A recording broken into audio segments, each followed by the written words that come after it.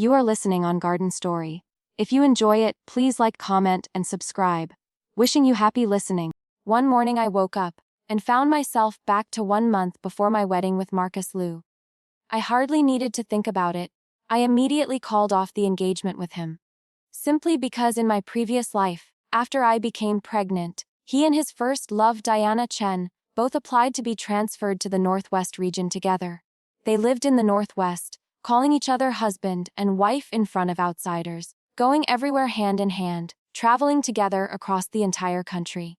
Meanwhile, I remained in our hometown, having to serve his parents and raise our child alone.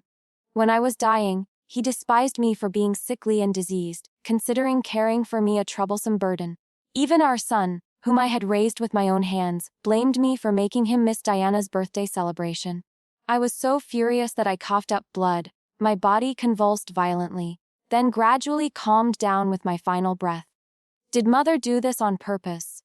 You clearly knew Aunt Chen's birthday party was about to start, yet Mother just had to choose this moment to fall ill, making me miss Aunt Chen's birthday. My son Michael Liu, 35 years old, had rushed back from the Northwest in a hurry, but before he could even see me, I already heard his resentful voice echoing in the hospital corridor. I was so angry I sat up abruptly, not yet fully conscious when he charged into the hospital room like an arrow. Behind him, Marcus dragged his suitcase and walked in leisurely. Father and son shared the same tone. The father spoke first. "Sophia Song, I've told you so many times, stop putting on this dying act every time. The result is that as soon as we return, you're healthier than an ox. When will you ever learn some sense? Stop troubling us with every little thing, will you?" The son was not to be outdone either. "Exactly. Does Mother think that Father and I are just sitting around doing nothing in the Northwest? You're always crying about being sick and dying. But when Father and I come back, Mother is perfectly fine as usual." In the cramped hospital room, I was cornered against the wall, feeling weak and humiliated. After not seeing them for a year, father and son had just arrived and didn't even bother asking about my condition. Instead, they immediately launched into a barrage of harsh scolding. It was as if I wasn't human but some kind of livestock that was causing them trouble by forcing them to travel back from the Northwest region. But I was clearly human, speaking grandly. I was the factory director's wife. Speaking modestly, I was still the mother of a son. Why should I be treated like an animal? I closed my eyes without saying anything, a tear silently falling down my cheek. They couldn't see it. My son continued his mocking. "Father, look at Mother. Every time she gets criticized, she puts on that aggrieved expression, acting as if we're bullying her. If outsiders saw this, what would they think of us father and son? Aunt Chen is different. She's always understanding and gentle. Nothing like Mother." I couldn't stand it anymore. Looking at Michael speaking coldly like a word-spitting machine, then looking at Marcus standing outside the door, not bothering to come closer, I said coldly, "You might as well speak directly. Isn't it that you want Diana to be your wife, want her to be your mother? Why beat around the bush with all this meaningless talk?" "Sophia?" Father and son immediately glared at me and shouted in unison. By saying that, I was clearly blaspheming Diana in their eyes, and so began another round of verbal abuse. I treated it like passing wind, not wanting to listen. Just as they clearly had eyes but couldn't see the patched and mended clothes I wore, couldn't see my gaunt and bony body, couldn't see that my arm was broken with my wrist still wrapped in white bandages. Even the slightest movement caused bone, deep pain. They couldn't see that I was in the hospital, with no one to care for me, having to look after myself. The food on the table was still yesterday's leftovers. When they finally tired of scolding, I gathered enough disappointment and despair to lie back down on the bed, no longer having any expectations in my eyes. Actually, I should have realized this long ago, but because I had sunk too deep, sacrificed too much, devoted my entire life, by the time I understood and wanted to retreat, it was already too late. Haha, looking back at my entire life, it was truly pathetic. When I was barely 2 months pregnant, Marcus had already applied for transfer to the Northwest, leaving me alone in our hometown to serve his parents and raise our child. It was incredibly difficult to finally see off his parents when they passed away. I planned to take our son to find him, only to discover that he and his former lover had been living in the Northwest, always calling themselves husband and wife, clinging to each other wherever they went. I had been in turmoil, had broken down, but Marcus never once cut ties with her. Later I thought I had figured it out. Whoever he wanted to be with, let him be. I didn't care anymore. At least I still had my son. I would raise my son to be successful, and later when he got married and had children, I could hold my grandchildren. That would make my life worthwhile. But I never expected that after graduating from university, my son would be taken by his father to work in the Northwest, and he too would stand on the same side as him. Every time he came home to visit, he would praise Diana the moment he opened his mouth while treating me with complete contempt. Mother, stop dressing like a beggar. You're always patching and mending. Aunt Chen always looks neat and clean. Your hands are too dirty. Mother, I don't want you serving me food. What are you eating that's so strange, Mother? You're all skin and bones. Aunt Chen isn't like that. After returning, my son constantly criticized me, never thinking about who I had toiled for, who I had refused to eat or dress well for. I never imagined Diana's influence could be so great. Not only did she steal my husband, she also wanted to steal my son. In that moment, all my anger, resentment, and humiliation reached their peak. Everything I touched felt like it was tearing me apart, yet father and son had never shown a heart. When those words were already enough to cause me pain, my son cruelly stabbed me in the heart once more. No wonder father doesn't want to bring mother to the Northwest. Mother is both dirty and slovenly. Going out would only embarrass father. She's nothing like Aunt Chen, who brings father honor wherever she goes. I couldn't hold back anymore and got into a shouting match with him. The next day, he left without saying goodbye.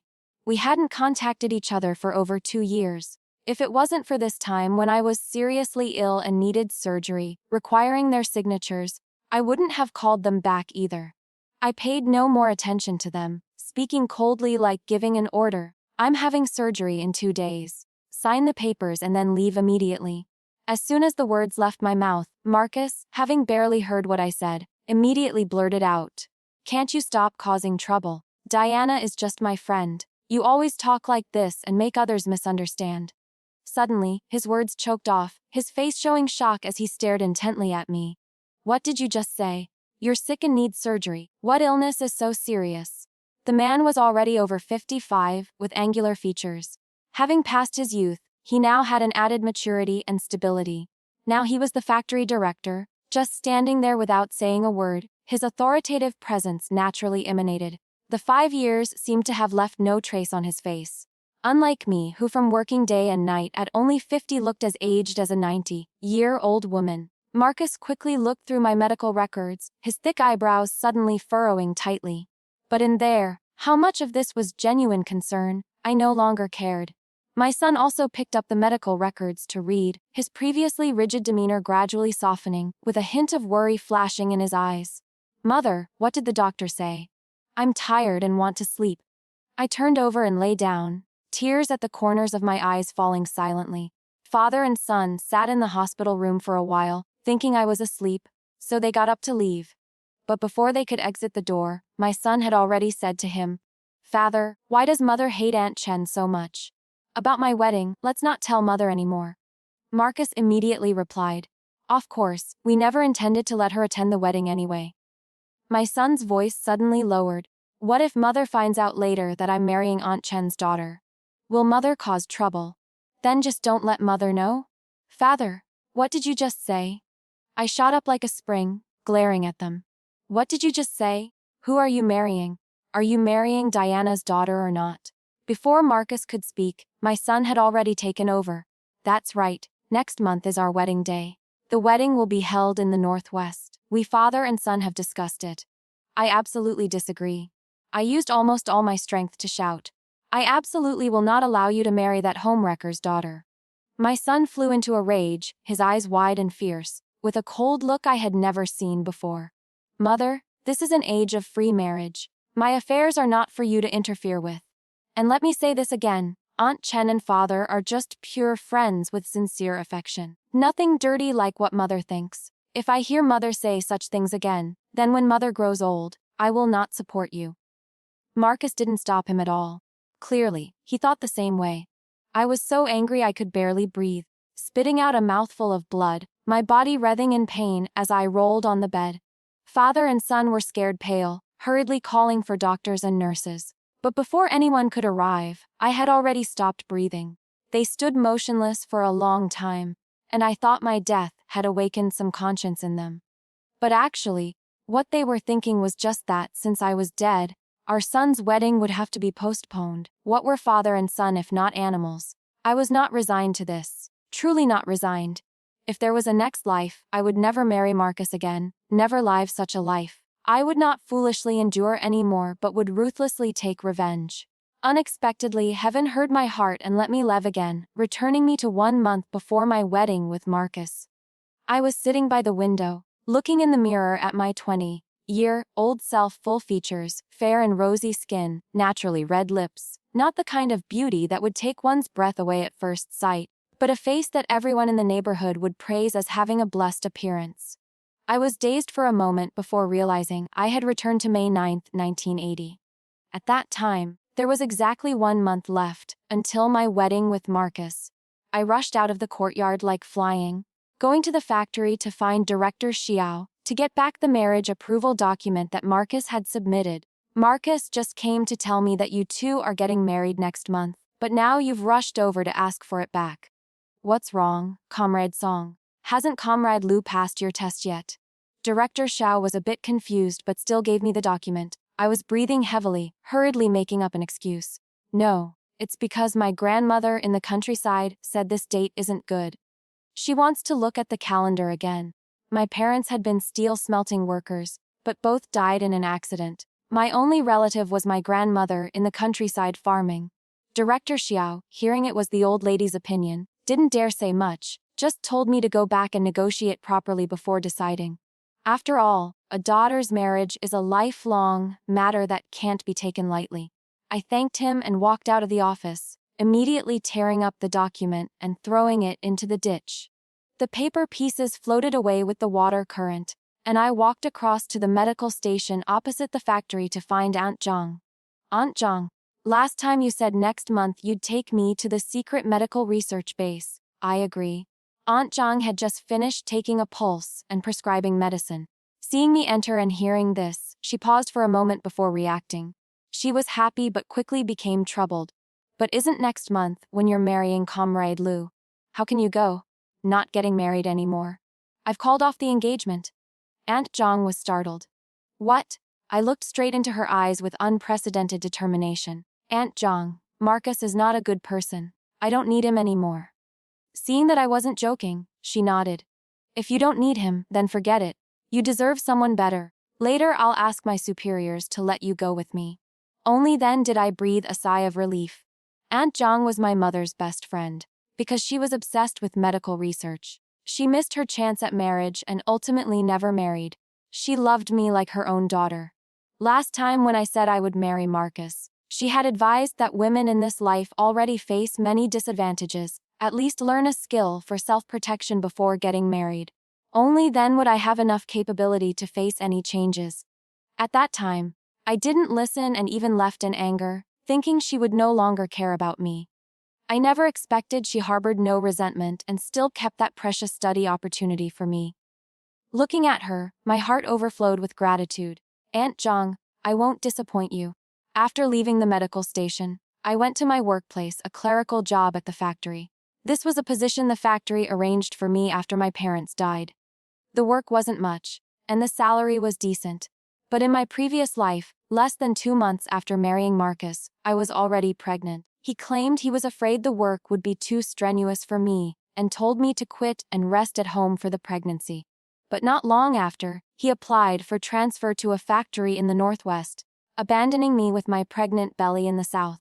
With my big belly, I had to take care of myself while also caring for his parents. Under their tormenting and harsh treatment, that I could survive was truly thanks to ancestral protection.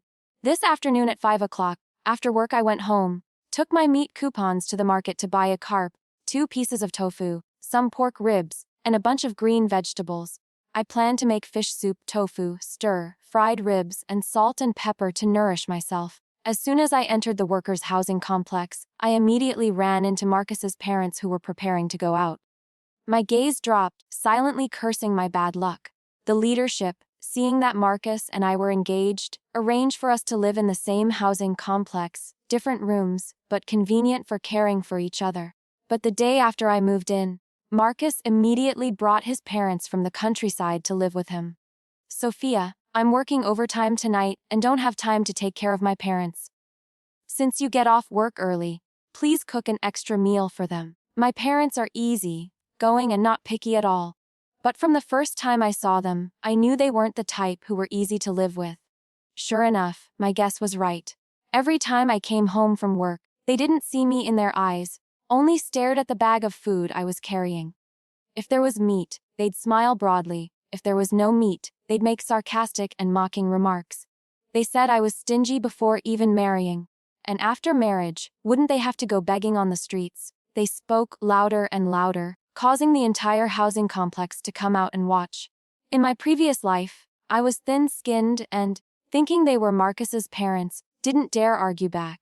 I could only take all the meat coupons that I myself was reluctant to use, buying meat every day to serve them. And indeed, only they got to eat it. By the time I brought the food from the kitchen to the table, the meat dish was already clean, not even a drop of sauce left. Even more outrageous, after eating, they'd wipe their mouths and leave, leaving all the dishes for me to wash. At that time, I was infatuated and foolish, consoling myself that after marriage, I would send my mother-in-law back to the countryside. Seeing them 2 or 3 times a year wouldn't be a problem. But who knew that later I would live a life worse than a beggar's? This time, seeing them, my expression was frighteningly dark. Before I could speak, they had already fixed their eyes on the bag of food in my hand. Seeing fish and ribs, both pairs of eyes immediately lit up. The old Mrs. Liu even reached out to grab them. Sophia, let mother see what you bought. You've worked hard all day. Today let mother cook for you. Did I not know what this old woman was calculating? As long as there was meat, she would insist on cooking, and once she cooked, she would eat more than half by herself. In my previous life, when I was in confinement after giving birth, several close colleagues brought me chickens for nourishment. Every time she cooked, she and her husband would devour all the meat like starving ghosts, leaving me only half a bowl of soup and 2 chicken feet that were all bones. Whenever I opened my mouth to say anything, she would immediately start wailing and making a scene, causing all the neighbors to gather and watch. Later I understood, she had seen through my naturally timid nature and fear of losing face, so I would only grit my teeth and endure. From then on, she always grasped this weak point to oppress me. Cook a bit slowly, and she'd scold me for trying to starve them. Wash clothes slowly, and she'd criticize me for being lazy and not wanting to work. Every time Marcus sent money home, it all had to be handed over to them. For me to keep even 1 yuan was as difficult as climbing to heaven.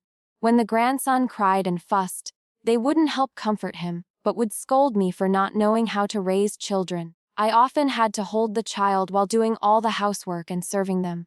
I was so tired that before turning 40, I was already hunched over like an old woman. This lifetime, I would absolutely not let them oppress me again. I hugged the bag of food tightly and immediately stepped back 3 paces. No need to trouble yourself, auntie. Her face darkened, but she quickly changed her tone. Fine then, you go cook quickly. Mother and father are very hungry. Just call out when you're done, and we'll come to eat. I coldly cut off her scheme.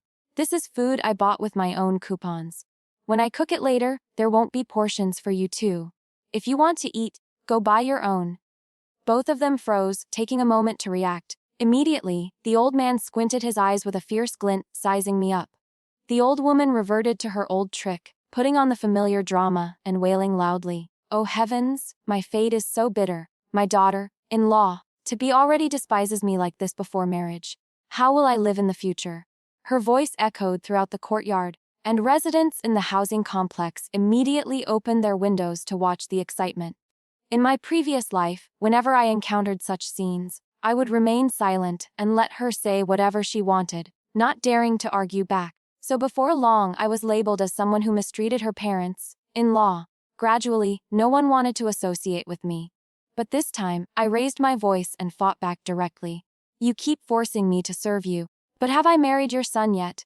Or are you so old and decrepit that your hands and feet are all broken, unable to even make a meal for yourselves? Hearing this, the neighbors found it reasonable. To demand service from a future daughter-in-law before marriage, after marriage, wouldn't they demand she carry their chamber pots too? Besides, the meat coupons weren't theirs either, yet they shamelessly demanded others buy meat and bring it to their mouths. Contemptuous glances were directed at Marcus's parents in unison. But their faces were thick enough that they didn't care. What made them angry was that today I bought fish and ribs but didn't plan to share with them. The meat coupons you used to buy these are all from money my son gave you. Why shouldn't I have a share?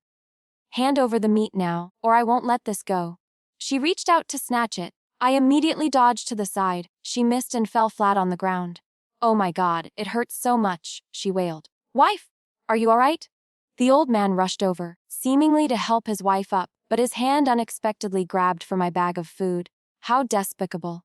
I quickly grabbed a bamboo stick from nearby and struck hard at the back of his hand. Crack. The crisp sound of the strike rang out, stunning everyone. They never expected that I, who appeared so weak, could be so fierce when striking back, daring to hit even my future father-in-law. The old man clutched his swollen red hand, glaring at me with red eyes. Several times he wanted to rush forward, but seeing me still holding the bamboo stick, he hesitated and pushed his wife forward to curse for him. She gritted her teeth threateningly. Sophia, I'm telling you, whether you want to or not, you must cook this meal for our family. Otherwise, I'll make Marcus call off the engagement. Your reputation will be ruined, and let's see who else dares to marry you. I laughed coldly. No need to trouble you with that. When he comes back, I'll call off the engagement myself. Seeing that I wasn't joking, both of them showed a flash of fear. They couldn't understand why I had changed, no matter how hard they thought about it. Clearly just 2 weeks ago, I had obeyed them in everything, serving them like Buddha. Now, whether real or fake, they didn't dare to provoke me, because I had a stable job with good pay. This type of daughter-in-law would be hard to find even with a lantern. So no matter how angry they were, they could only endure and wait until I married into the family before settling scores. I saw through their intentions and calmly returned to my room to cook. Just as I brought out the plate of salt and pepper ribs, Marcus came back following the scent like a dog. At only 22, due to his good performance at the factory, he had been promoted from ordinary worker to workshop team leader. Yet he showed no joy at all. At the time, I thought he was dissatisfied with his new position and didn't pay much attention. Later I learned it was because Diana's husband, his former girlfriend's husband, had died in service. She had returned alone with their child and even came to the factory to see him. No one knew what Diana had said to Marcus, but when she left, someone saw him frantically rushing to find Director Xiao. Hearing that the director was away on business, he stormed into the office, ransacked everything, but couldn't find what he was looking for, and in his fury punched the wall hard. The next day, when a colleague told me about this, I only thought he was dissatisfied because the organization couldn't arrange a position for Diana. After all, her husband had been a serviceman working in the capital. Whatever arrangement the organization made for her, they couldn't possibly transfer her to a poor city like ours. Who knew that Diana herself volunteered to stay? As soon as Marcus heard she planned to remain long-term, he immediately abandoned the idea of marrying me. In my previous life, while on business, Director Xiao had already submitted his marriage documents to higher authorities for approval of leave. Marcus missed the opportunity and returned with a grim expression, as if I had forced him to marry me. This lifetime, he was the same as before, wanting to retrieve the approval document to cancel the wedding. Still the same scheme. But this time I had already fulfilled his wish. After he finished washing his face at the well, he didn't return to his room but came to mine instead. Since moving here, every day after work, Marcus would come to my place for dinner before going back. I brought out the fish and tofu soup. His face was dark as he glanced at it once, then without any greeting, went straight to the kitchen to get rice.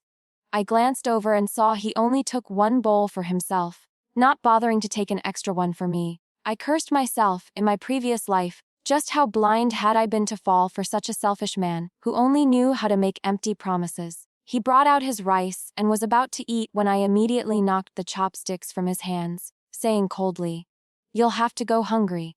There's no portion for you in tonight's meal."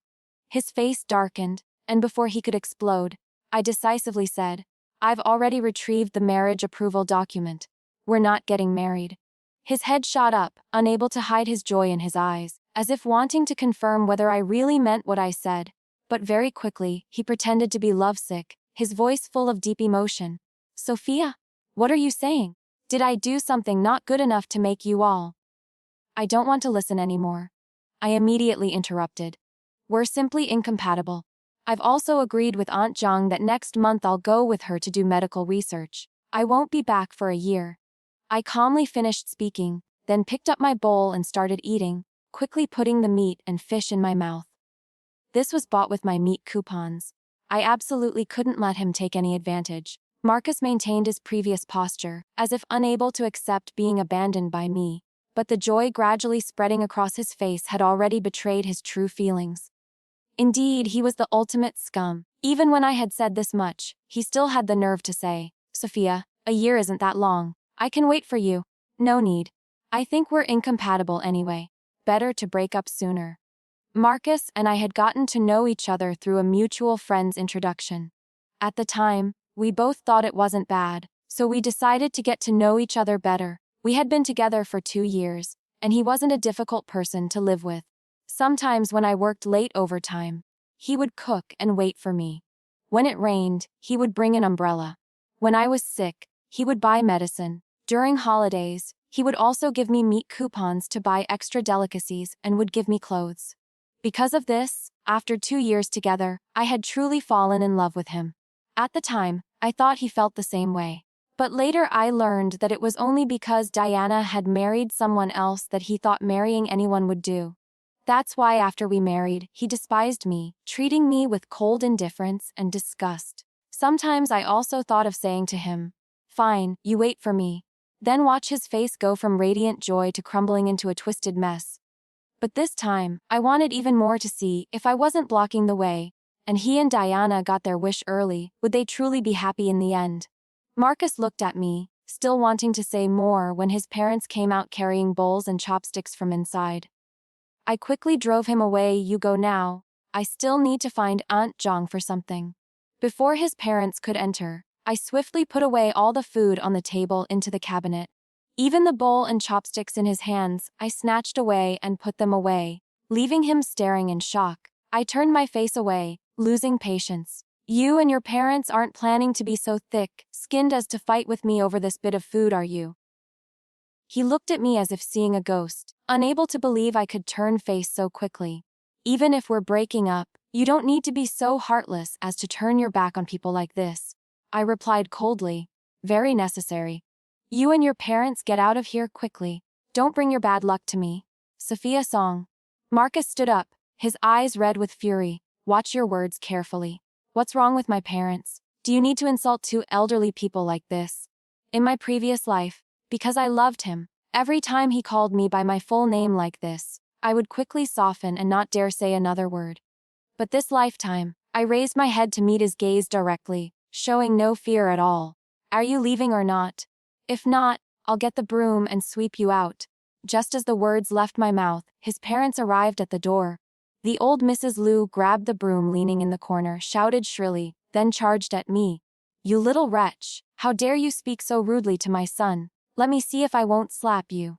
The broom in her hand was raised high, about to strike down on me, when Marcus suddenly reached out to stop her. He glanced at me once, then pulled his parents outside. His mother was naturally contentious, and seeing she couldn't hit me, her mouth kept spouting all kinds of sour and harsh words. This made Marcus irritated, and he shouted directly, Mother, watch your language. If you continue talking nonsense, I'll immediately send you back to the countryside, and don't expect to come to my place again. In my previous life, before he transferred to the Northwest, whenever she made things difficult for me, he never said a word in my defense. He would only tell me to endure, wait until they returned to the countryside and it would be over. But the more I endured, the more I suffered. When I became pregnant, he applied for transfer to the Northwest. I wanted to go with him too. He said the Northwest was cold and desolate, not as good as staying in our hometown, especially since I was pregnant. He was afraid I wouldn't adapt to the climate and would suffer, so he told me to stay and wait for him to come back for me. But I waited for 30 years and never saw him fulfill his promise. In the end, I could only follow his parents back to the countryside and raise our child alone. This time, old Mrs. Liu, seeing her son angry for the first time, didn't dare open her mouth again. But as she turned to leave, she glared at me with venomous eyes. I spat directly at her, making her face turn pale green with anger. She was so furious she bared her teeth and claws, but was pulled away by Marcus. Mother, from today on, that woman and I have called off our engagement. She's no longer my fiancé. From now on, you two shouldn't come here causing trouble. The two old people were stunned, still wanting to say something, but he had already started bragging about his recent promotion. The two immediately became cheerful. Son, what position did you get promoted to? Team leader. Oh my, the ancestors are watching over us. Old Mrs. Liu raised her head high, looking at me without any restraint. Son, this type of woman who doesn't know her place and is unfilial to elders. Mother saw through her long ago. Calling off the engagement is good. Later mother will find you a much better woman. Marcus said nothing more. After they left, I immediately brought the food back to the table and enjoyed it by myself. The salt and pepper ribs were rich and flavorful. The fish soup was sweet and clear. Wasn't eating alone much more enjoyable? Why should I let those conscienceless people benefit? The next day, news of Marcus and my broken engagement had spread throughout the housing complex, thanks to old Mrs. Liu spreading it around. She told everyone she met that I was disrespectful to elders, vicious, and that a woman like me wasn't worthy of being their daughter-in-law. But anyone with clear eyes could see at a glance that the problem lay with them. Seeing her getting more and more outrageous in her words, the entire complex couldn't stand it and took turns refuting her. How could one contentious mouth fight against a crowd of people? She argued until her face was red and her ears purple, but still couldn't win. Perhaps driven to madness, she raised her hand to strike them directly, but everyone who got housing assignments in this complex, who among them had ordinary status. When Marcus heard the news and rushed back, old Mrs. Liu had already clawed the faces of two ladies in the complex, with fresh blood flowing. When he saw clearly who those two ladies were, he nearly died on the spot. This old woman really knew how to pick her targets. Those two ladies' sons both held positions higher than Marcus. He immediately took both of them to the hospital, where he bowed and begged like a dog, pleading with them not to tell their sons about this incident. The two ladies looked at him with contempt and naturally wouldn't listen, quickly calling their sons to come. When the sons arrived and saw their mothers beaten to this extent, they immediately erupted in fury, giving Marcus a severe beating right there in the hospital.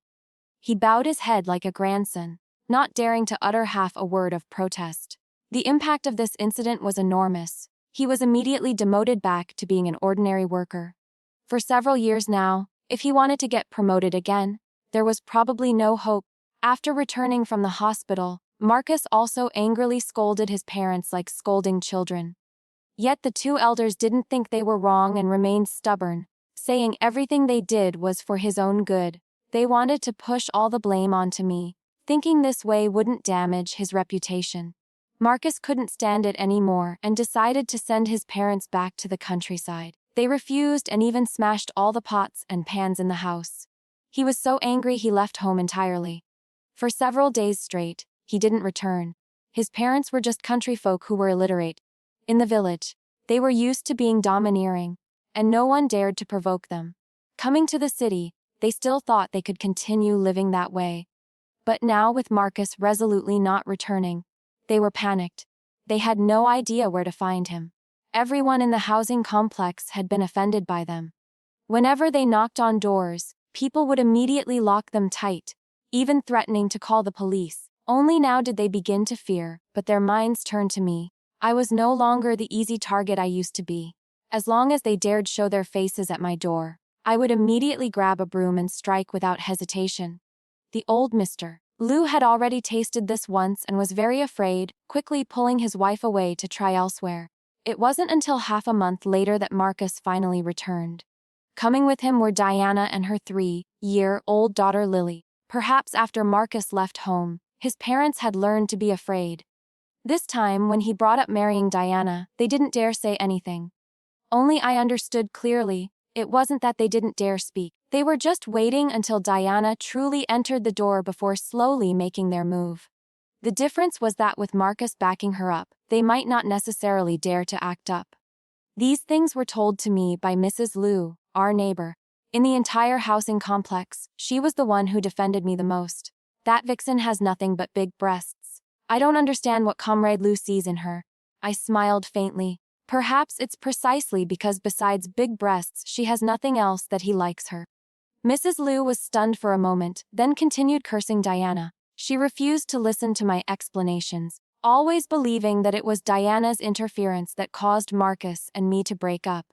Every day Diana would bring her daughter to visit his parents. The young lady who had never lifted a finger since childhood now put on an act of being virtuous, personally going to the kitchen to cook for them. Once when I was shopping at the market, I ran into her. I silently cursed my bad luck, while she deliberately approached me with an aggressive attitude. In my previous life, I knew they had been living in the Northwest calling themselves husband and wife because she had once secretly brought back a photo album from there to show off in front of me.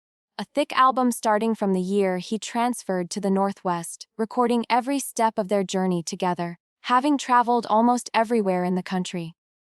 Every photo showed them intimately close together. With each page I turned, my heart felt like it was being cut with another slash. On the last photo was his handwriting, the person I love most in this life. I was so angry I vomited blood and collapsed. Diana, seeing she had achieved her goal, put away the album, threw out a few curses, and left. I lay on the ground, no different from a chicken with its throat cut, gasping weakly. If it wasn't for Mrs. Lee next door seeing me, I might have frozen to death in the courtyard that winter night. And now, before my eyes, Diana in her pink silk dress with flowing sleeves was more beautiful than before, and also more vicious than before. She spoke. I heard you and Marcus have called off your engagement, and it was you who took the initiative. Then this has nothing to do with me. Please don't spread rumors that would affect my and Marcus's reputation. I spat directly on the ground and laughed coldly. Marcus? That man is worthless trash. You could grab a handful of better men on any street. Even his surname makes me feel unlucky. In my eyes, he's not even worth a pile of dung, only you would treasure him like a precious jewel. Right then, Marcus returned. Diana immediately pursed her lips, her eye sockets reddening as if about to rush forward and slap me. I won't allow you to talk about Marcus like that. She was about to pounce when I quickly dodged to the side, planning to let her fall face first, but it didn't work out. Marcus caught her just in time, then turned to me with a face black as thunder. Without a word of concern about whether his little lover was hurt, he ground out each word through clenched teeth. In your eyes, I'm not even worth a pile of dung, is that right? Fine, very good, Sophia. I really want to see, after breaking up with me, who else would want to marry a vicious woman like you. I rolled my eyes contemptuously. No matter how terrible I am, I wouldn't stoop to marrying some man's leftovers and becoming a stepmother to someone else's child. Marcus was furious to the point of smoking, almost ready to get physical with me. Just then Mrs. Liu stepped forward, pulling me behind her and loudly scolding. Did Sophia say anything wrong? If you were a good man, would you marry that kind of loose woman who's already been through one marriage and brings along a child? Or is there something wrong with your body? You can't have children yourself, so you have to pick up someone's leftovers. Lucky that Sophia saw clearly and escaped from the fire pit that is your family. Otherwise, who knows to what extent you and your parents would have tormented her. Marcus, having been lashed by Mrs. Liu, was choked speechless and could only leave angrily with Diana.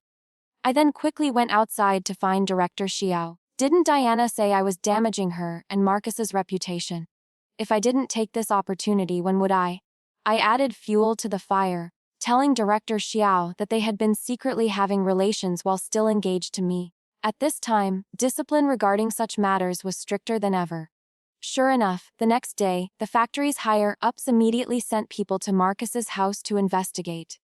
As soon as they pushed open the courtyard gate, the three officials immediately stared in shock, stunned speechless. They could only utter, "Good heavens," in amazement. At that time, Marcus's parents had taken Diana's daughter out to play, while he was about to go to work. Just as he stepped outside and saw Diana in her tight-fitting dress standing in the kitchen, he immediately lost control. Right there in the important place that was the kitchen. Early in the morning, they were already pressing against each other, doing dirty things. The three officials' faces turned pale. They didn't want to go in anymore and turned to leave immediately. By the time the two entangled people realized what had happened, it was too late. When Marcus suddenly remembered who those three people were, he hadn't even finished putting on his clothes properly before rushing out frantically to chase after them and explain. But no matter how he tried to defend himself, the fact remained that less than half a month after breaking up with me, he had already gone to bed with someone else. How could this be explained away? The factory immediately concluded that Marcus had serious problems with his character. His position was stripped away, and he was transferred to work as a janitor. When his parents heard the news, they were so angry they slapped Diana directly, cursing her as a fox spirit and a jinx, then drove her straight out. But the job Diana had been hoping for still hadn't been arranged, and she didn't want to return to the collective dormitory. Marcus had no choice but to pay out of his own pocket to rent her a private room. As soon as his parents heard about this, not caring whether she was someone he cared about or not, they each grabbed a broom and went to beat her up thoroughly.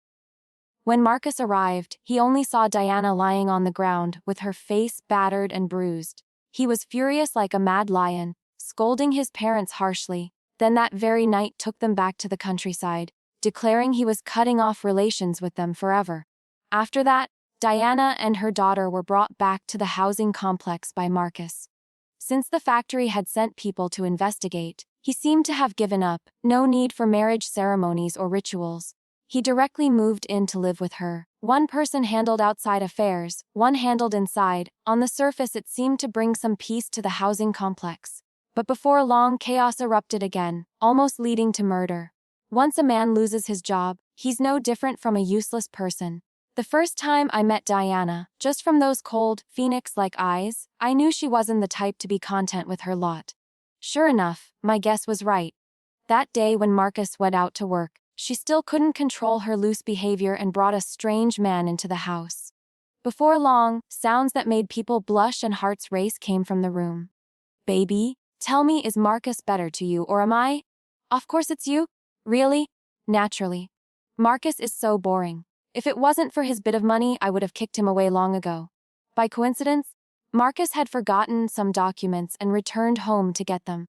He heard all those words clearly and flew into a thunderous rage. Rushing straight to the kitchen to grab a knife, then charging into the room, the two naked people on the bed rolled off in terror. Diana, seeing the situation was bad, quickly blamed everything on the man.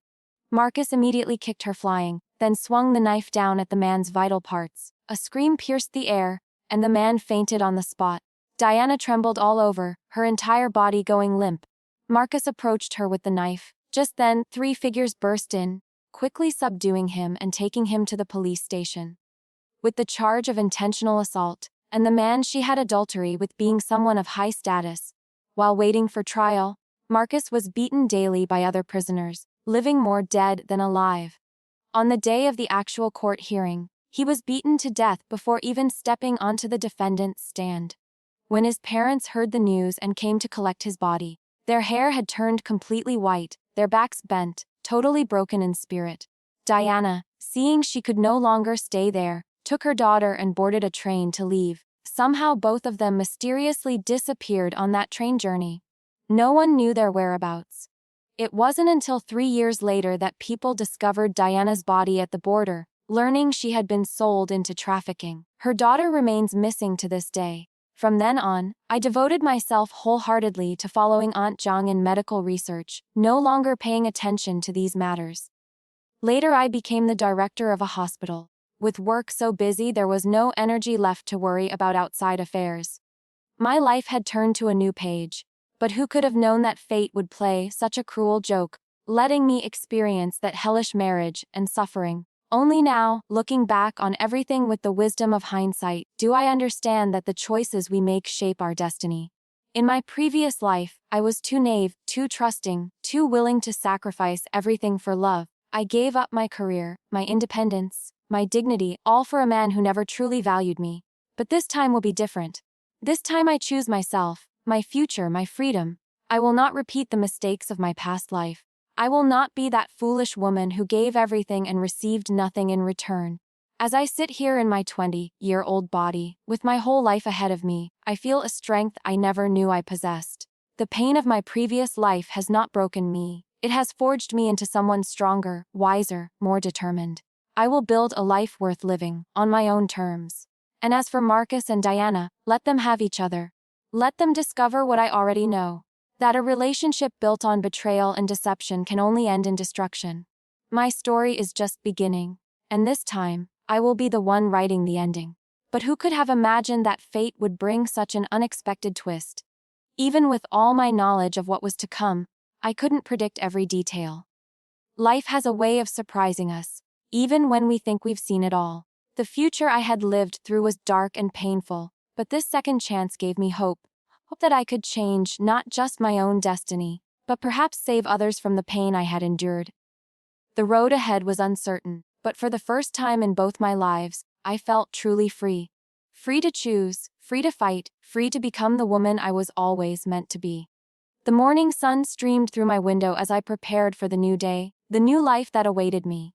I had been given a precious gift, the gift of foresight, of wisdom earned through suffering. I would not waste it. Every decision I made from now on would be deliberate, calculated to build the future I deserved, rather than the one that had been forced upon me. The factory whistle blew in the distance, calling workers to their duties. But I was no longer bound by the expectations of others. My duty was to myself, to the life I was determined to create. As I dressed and prepared to face the world, I felt a strength coursing through me that I had never known before. This was not just a second chance, it was a complete transformation. From victim to victor, from passive to powerful, from hopeless to hopeful. The woman who had died alone and bitter was gone forever, replaced by someone who understood that true strength comes not from enduring suffering, but from refusing to accept it. I had learned the most important lesson of all, that we are the authors of our own stories, and it's never too late to rewrite the ending. As I stepped out into the morning light, I knew that whatever challenges lay ahead, I would face them with courage, wisdom, and an unshakable determination to live life on my own terms. The path forward was clear now. I would pursue my studies in medicine, build a career that gave my life meaning and purpose. I would surround myself with people who valued and respected me, not those who saw me as a convenience to be used and discarded. Most importantly, I would never again sacrifice my own happiness for the approval of others. The girl who had been willing to give up everything for love was gone. In her place stood a woman who understood that the most important love of all was self-love, the foundation upon which all other happiness must be built. My journey of rebirth was just beginning.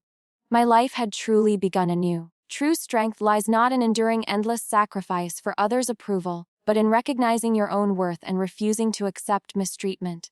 Self-respect forms the foundation of all healthy relationships. When we consistently prioritize others' needs over our own dignity, we enable destructive patterns that ultimately harm everyone involved. The courage to walk away from toxic situations, even when society expects us to endure them, is an act of wisdom, not selfishness. By choosing self-preservation and pursuing our own growth, we model healthy boundaries and create space for genuine love and respect to flourish in our lives. Thank you for listening on Garden Story. If you enjoy it, please like, comment, and subscribe. Wishing you happy listening.